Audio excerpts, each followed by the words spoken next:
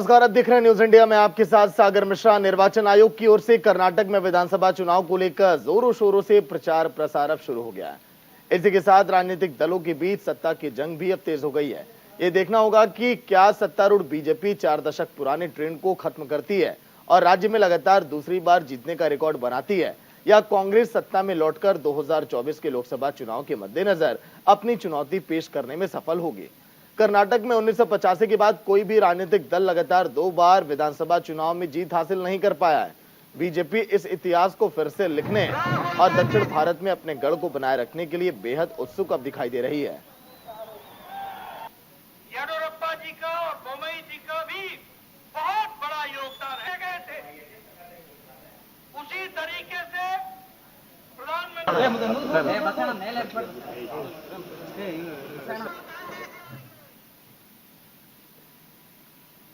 वैसे में आइए अब जानते हैं कि इस बार के चुनाव में क्या क्या अहम मुद्दे हैं। चुनाव में अहम मुद्दे इस बार के कर्नाटक में जो कि काफी अहम है, सभी पार्टियों ने जो इस बार एजेंडा सेट किया है। चुनाव में अहम मुद्दों की अगर बात करें, भ्रष्टाचार का मुद्दा, और विपक्ष ने भ्रष्टाचार को अहम मुद्दा बना दिया है और इसी के जरिए बीजेपी पर लगातार हमला बोल रही है। वहीं आरक्षण से संबंधित विवाद भी अगर हम बात करें, जिस तरह से चुनाव के आखिरी लम्हे में आरक्षण बीजेपी ने हटाया है, इसको लेकर भी जमकर सियासत गरमाई हुई है कर्नाटक में। पूरे विपक्ष ने भ्रष्टाचार का मुद्दा बनाकर पूरे चुनाव में जगह जगह पर बीजेपी को जमकर घेरा है, क्योंकि हाल ही में बीजेपी के नेता के घर से और उनके बेटे जिस तरह से पकड़े गए, उस पर भी कई सवाल खड़े हुए।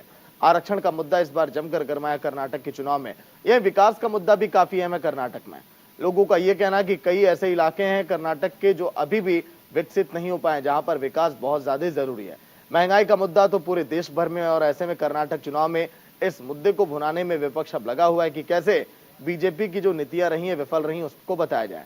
वहीं नंदिनी और अमूल से जुड़ा विवाद तो इस समय बहुत ज्यादा चर्चाओं में है, क्योंकि अमूल कहा जा रहा है कि बीजेपी चाहती है कि कर्नाटक में ब्रांड के रूप में आ जाए, लेकिन नंदिनी, जिससे लोगों का एक आपसी लगाव है, बहुत सस्ते में ये दूध वहां पर मिलती है लोगों को। वहीं राजनीति में जाति का मुद्दा भी काफी अहम है इस बार, और जाति को लेकर भी लगातार चुनावी मैदान में सभी पार्टियां एक्टिव दिखाई दे रही हैं। सांप्रदायिकता की राजनीति का मुद्दा जो है, ये भी काफी अहम हो गया, क्योंकि सांप्रदायिकता की अगर बात करें तो इसको लेकर भी इस समय सभी पार्टियां हमलावर हैं। वहीं लोकतंत्र, अभिव्यक्ति की स्वतंत्रता का भी मुद्दा लगातार इस समय पूरे कर्नाटक में छाया हुआ है। वहीं विदेश में दिए गए राहुल गांधी के बयान का भी मुद्दा है, क्योंकि इसको लेकर तो आपने देखा होगा लोकसभा में, राज्यसभा में भी जमकर हंगामा दिन भर जारी रहा जब सदन की कार्यवाही चल रही थी बजट सत्र के दूसरे चरण में। इसके साथ ही साथ वंशवाद की राजनीति का मुद्दा भी देखिए काफी अहम है, क्योंकि ये कहा जा रहा है कि वंशवाद को कौन सी पार्टी बढ़ावा देती है, और इसी पर सभी पार्टियां एक दूसरे पर हमला बोलने में लगी हैं। वहीं राजनीति का मुद्दा है, वहीं अडानी से जुड़ा मुद्दा भी इस बार के चुनाव में काफी अहम है, क्योंकि विपक्ष ने सदन में जमकर हंगामा किया था अडानी के मामले पर, और अभी भी राहुल गांधी कर्नाटक में इस मुद्दे को भुना रहे हैं। वहीं कर्नाटक ही एकमात्र दक्षिणी राज्य है जहां पर बीजेपी सत्ता में है। पार्टी के मेगा चुनाव प्रचार को धार देने के लिए बीजेपी के राष्ट्रीय अध्यक्ष जेपी नड्डा ने चिक्काबल्लापुर में रोड शो किया, जहां उन्होंने विपक्ष पर भी जमकर तंज कसा है। वहीं एक तरफ बीजेपी सरकार की उपलब्धियां भी उन्होंने गिनाई है। सुनिए आप। तो अगर हम बात करें जेपी नड्डा की, तो इस समय बीजेपी के वो राष्ट्रीय अध्यक्ष हैं और जगह जगह पर जाकर बीजेपी की खूबियां गिना रहे हैं। लगातार ये कह रहे हैं कि बीजेपी ने बेहतर काम किया पूरे देश भर में, एक बार फिर से आप मौका दें, क्योंकि 1985 के बाद अभी तक किसी ने इतिहास नहीं बदल पाया है। ऐसे में बीजेपी की ये चाहत है कैसे इस रिकॉर्ड को अपने नाम किया जाए, क्योंकि ये परंपरा उत्तराखंड में थी, बीजेपी ने उस परंपरा को तोड़ा है। हालांकि हिमाचल में तो ऐसा नहीं हो पाया।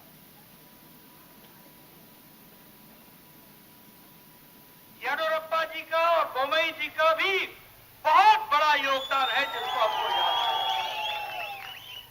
लेकिन याद करो, जब 2018 में मोदी जी की सरकार थी और नीचे कुमारस्वामी के साथ मिलकर सरकार बना ली थी, तो आपकी सारी स्कीमें रोक दी गई थी। आपको याद होगा कि यशस्विनी स्कीम, इसको रोक दिया गया था। उसी तरीके से प्रधानमंत्री किसान सम्मान निधि में किसानों के नाम नहीं भेजे गए थे। उसी तरीके से प्रधानमंत्री के जितने भी कार्यक्रम थे, उनको अटकाना, भटकाना, लटकाना, सरकार का तरीका रहा था। उससे पहले अगर हम जाएं तो सिद्धारमैया जी की भी सरकार को देखें तो उन्होंने भी भारतीय जनता पार्टी की स्कीमों को जनता को लाभ न हो जाए, मोदी जी का चेहरा सामने न आ जाए, इसकी साजिश।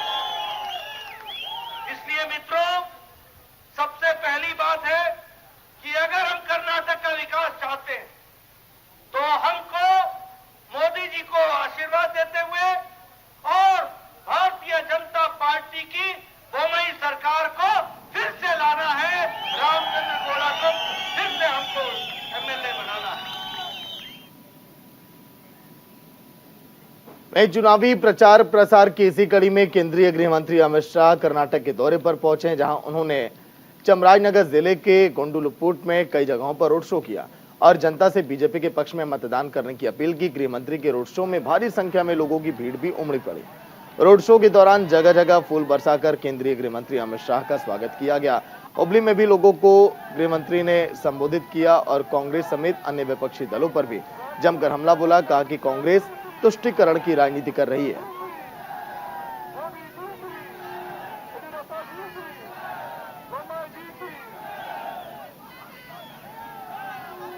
तो देखिए, दो तस्वीरें आपकी टीवी स्क्रीन पर आज जहां जहां पर पहुंचे देश के गृह मंत्री। हुबली की एक तरफ तस्वीर तो एक तरफ जब वो पहुंचे चामराजनगर, वहां पर भी उन्होंने लोगों से मुलाकात की और बीजेपी के पक्ष में वोट की अपील की।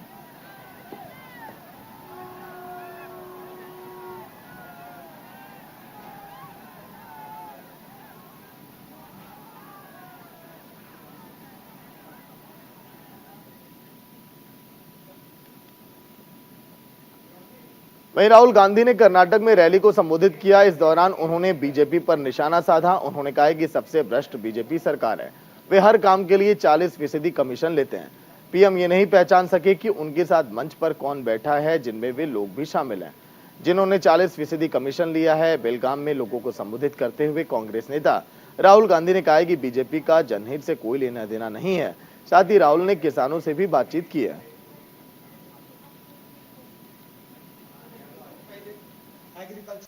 और जो फोकस आजकल 2-3 बड़े अरबपतियों पे है, उसको वहां से उतारकर किसानों, मजदूरों और छोटे व्यापारियों की ओर डालना पड़ेगा।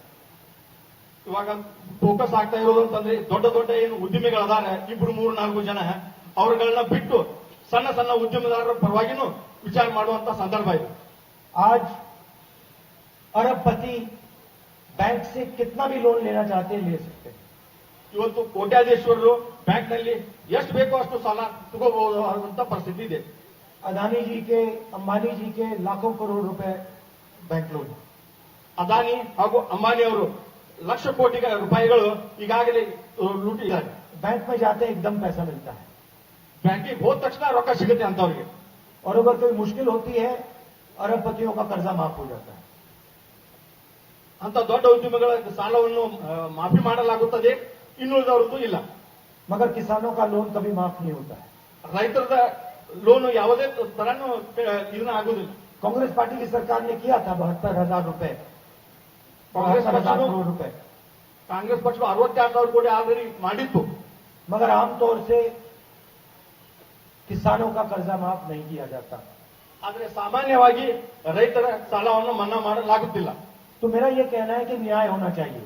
अगर हम अरबपतियों का कर्जा माफ करते हैं, फिर किसानों का कर्जा माफ करना चाहिए, या फिर किसी का नहीं होना चाहिए। वहीं कर्नाटक में 10 मई को होने वाले विधानसभा चुनाव के लिए सीएम बसवराज बोम्मई ने प्रचार अब शुरू कर दिया। बोम्मई 51 विधानसभा सीटों पर सड़क मार्ग के जरिए प्रचार करेंगे। इन 51 विधानसभा सीटों में किसी में रोड शो और किसी में जनसभा को संबोधित करेंगे। पूर्व सीएम और कांग्रेस नेता सिद्धारमैया के बयान की सभी लिंगायत मुख्यमंत्री भ्रष्ट होते हैं।